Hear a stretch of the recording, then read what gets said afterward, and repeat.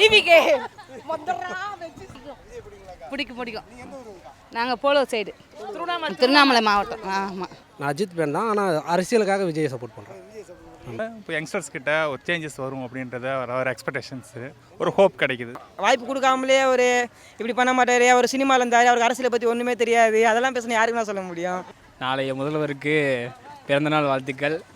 இந்த வாட்டி கண்டிப்பாக மாற்றம் நிறைய வரும், அதில் எந்த ஒரு சந்தேகம் கிடையாது. Happy birthday Vijay sir. என்ன படம்? எல்லா படமும் பிடிக்கும். கில்லி படம் எனக்கு இன்னும் ரொம்ப பிடிக்கும். காரணம்லாம் கிடையாது, எல்லாம் நினச்சி பிடிக்கும்.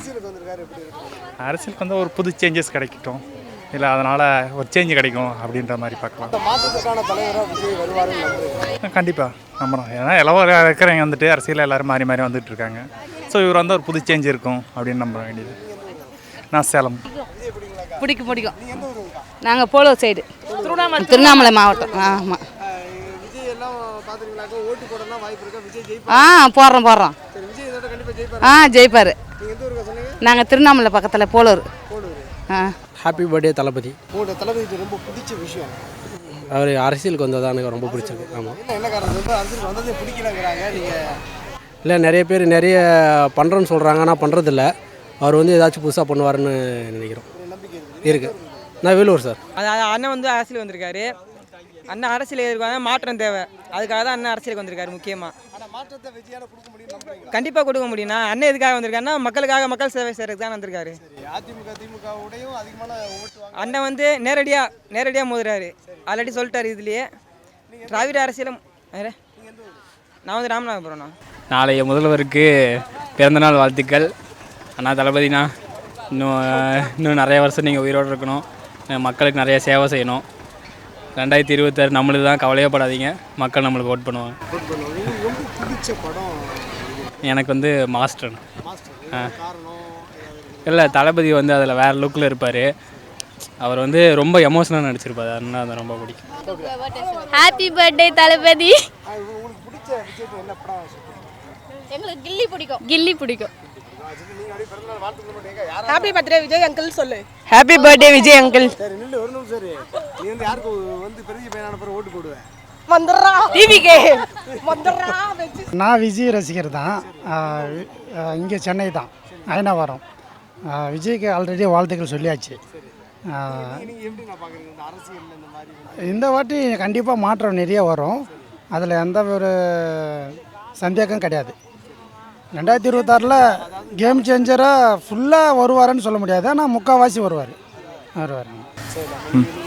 பார்க்குறீங்கன்னா வந்து அதிமுக திமுக வந்து இவ்வளோ பெரிய கட்சிகள்கிட்ட விஜயால் ஏதாவது வெற்றி பெறவோ இல்லை ஒரு ஆதிக்கம் செலுத்தவோ இப்போ இருக்கிற யங்ஸ்டர்ஸ் கிட்ட அவங்க வந்துட்டு பார்க்குறாங்கல்ல, இப்போ நடக்கிற வந்துட்டு ரிலீன் போயிட்டு இருக்கிறதுல இப்போ யங்ஸ்டர்ஸ் கிட்ட ஒரு சேஞ்சஸ் வரும் அப்படின்றத ஒரு எக்ஸ்பெக்டேஷன்ஸு, ஒரு ஹோப் கிடைக்குது. அவ்வளோதான். 26 தேர்தல் எப்படி இருக்கும்?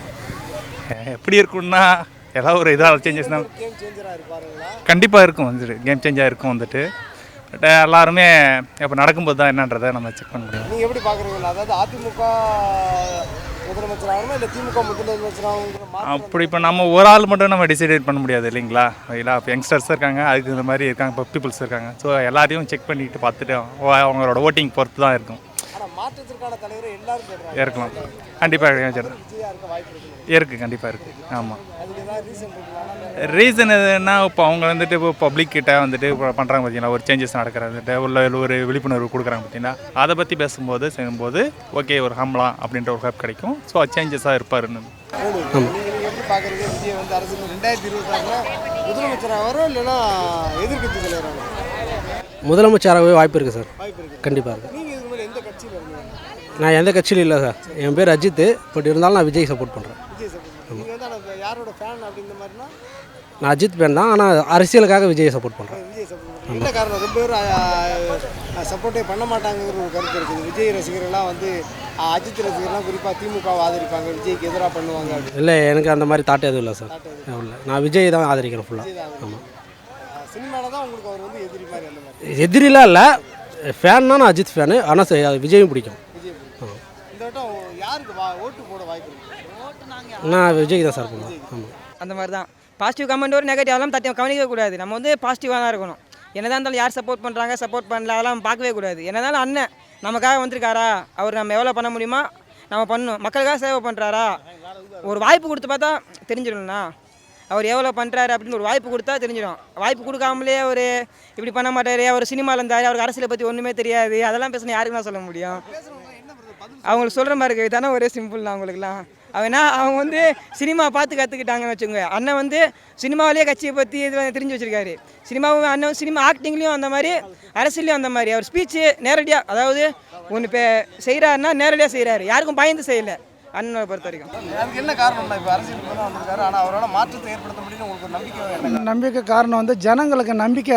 ஜனங்க எப்படின்னா அவங்கள யாரை நம்புகிறாங்களோ அவங்களுக்கு கண்டிப்பாக ஓட்டு போடுவாங்க. ஜனங்க பொறுத்த வரைக்கும் எப்படி வேணாலும் மாறலாம், சொல்ல முடியாது.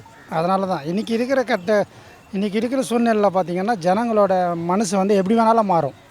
திடீர்னு எதிர்பார்க்காத மாற்றமெல்லாம் வரலாம். இப்போ திமுக ஆட்சியெல்லாம் எப்படி இருக்கு? திமுக ஆட்சி எல்லாருக்கும் வந்து சொன்னதெல்லாம் ஃபஸ்ட்டு யாருமே எதுவுமே நிறைவேற்றலை. அதனால தான் ஜனங்க வந்து எல்லாமே மாற்றத்தை நோக்கி போகிறாங்க, அவ்வளோதான். விஜய்க்கு ஆதரவு தெரிவிக்கோ இல்லை வாக்கு செலுத்த அந்த மாதிரி வாய்ப்பு இருக்குதானா? கண்டிப்பாக நான் ஆதரவு கிடைப்பேன். ஏன்னா ஒரு சேஞ்ச் கிடைக்குதுன்றப்போ நான் இல்லை அப்படியே பழைய மாதிரியே போவேன் அப்படின்ற மாதிரி நினைக்காம சேஞ்சஸ்க்காக சரி ஓகே அப்படின்னு சொல்லிட்டு ஓட் பண்ணி செக் பண்ணி பார்ப்போம். வந்துட்டு ஒரு 50-60 வயசுக்கு ஆரம்பிக்கிறதுனால என்ன சொல்கிறாங்க, கை வந்து ரெட்டலைக்கு தான் போவோம், இது திமுக ரத்தம் அதிமுக ரத்தம்னு சொல்கிறாங்க. கண்டிப்பாக இப்போ அவங்க இருக்கும்போது இப்போ அவங்க 50 வருஷமாக இருக்கிறாங்க செய்கிறாங்கன்னப்போ அந்த இருந்தப்போ அவங்க அந்த ஜென்ரேஷனில் அப்போ அவங்க இருந்தாங்க. ஏன்னா எம்ஜிஆர் இருந்தாங்க, ஜெயலலிதா இருந்தாங்க, கலைஞர் இருந்தாங்க. ஸோ அப்போ இருக்கும்போது அவங்களுக்கு அப்போ அவங்க யங்ஸ்டர்ஸு. இப்போ இருக்க யங்ஸ்டர்ஸ் கேட்டிங்கன்னா அவங்க சொல்லுவாங்க, ஏன்னா இப்போ அவங்க போனாக்கா அந்தந்த ஏஜில் இருக்கிறவங்களுக்கு அந்த தெளிவு கிடைக்கும் செய்யும்.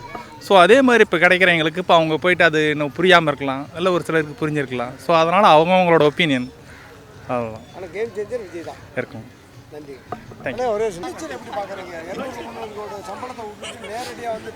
அந்த அவருக்கு வந்து அண்ணனுக்கு காசு முக்கியம் இல்லை, மக்கள் ஜனநாயகத்தோட மனசு தான் முக்கியம். அவருக்கு காசு முக்கியம் இல்லை, மனசு முக்கியம் அண்ணனுக்கு. அண்ணனை பொறுத்த வரைக்கும் நான் தலை ரசிகர்ண்ணா, தலை ரசிகரே. நான் தளபதிக்கு இப்போ அதாவது நான் தலை ரசிகர் தான். நம்ம வந்து இப்போ மற்ற கட்சிக்கு இப்போ ஓட்டு போகிறதுல ஒரு இன்ட்ரெஸ்ட் கிடையாது. இப்போ நம்ம நாம் தமிழர் கட்சி இருந்துச்சு, ஏதோ ஒரு அண்ணன் வந்த அப்படின்னு பண்ணோம். இப்போ தளபதிக்கு ஒரு வாய்ப்பு கொடுக்கலாம் அப்படின்னு எல்லாரும் பண்ணுறோம். நாங்கள் மக்கள்லாம் சேர்ந்து பண்ணிகிட்டு இருக்கோம், இளைஞர்கள்லாம் சேர்ந்து. எல்லாருமே கட்சியில் இருக்காங்க டிவிக்கில். ஆனால் அதெல்லாம் கண்டிப்பாக வாய்ப்பு இருக்குண்ணா. அதெல்லாம் மதன் எப்படி பார்க்குறீங்க 2026 தேர்தல்? எனக்கு தெரிஞ்சு ஃபஸ்ட் எலெக்ஷனு அவ்வளோக்கு ஜெயிப்பாரான்னு எதிர்பார்க்க முடியாது, ஆனால் ஒரு காம்படிஷன் இருக்கும். வாய்ப்பு இருக்குது. அது வந்து நம்ம மக்கள் கையில் தானே இருக்குது. ஏன்னா டக்குன்னு வந்து மக்கள் வந்து ஓட் பண்ணிட மாட்டாங்க, அவ்வளோ சீக்கிரம் தலைவனெல்லாம் சூஸ் பண்ணிட மாட்டாங்க. என்னதான் ஒரு நடிகராக இருந்தாலும் உள்ளே வர்றது கொஞ்சம் கஷ்டம்தான். ஃபஸ்ட் டைம்னால யோசிக்க வேண்டியதாக இருக்குது. இருக்குது. இல்லை என்ன சொல்கிறேன்னா, இன்னும் வேறு கட்சிங்களாம் இருக்குல்ல, அவங்களாம் இப்போ வந்தவங்க இல்லை, அவங்க ஃபஸ்ட்லேருந்தே இருக்கிறவங்க. அதனால தான் கொஞ்சம் அவங்கள தாண்டி வர்றது கொஞ்சம் கஷ்டம். எல்லாருக்குமே வந்து அவங்க இருக்கிற கட்சி மேலேயே வந்து ஒரு வெறுப்பு இருக்கும். இந்த வெறுப்பு ஓட்டெல்லாம் விஜய்க்கு வாய்ப்பு இருக்குது. ஒரு குறிப்பாக ஒரு 100% எத்தனை % ஓட்டு வாங்குவாருன்னு நினைக்கிறேன்? நான் ஒரு 80 வச்சுப்போம்.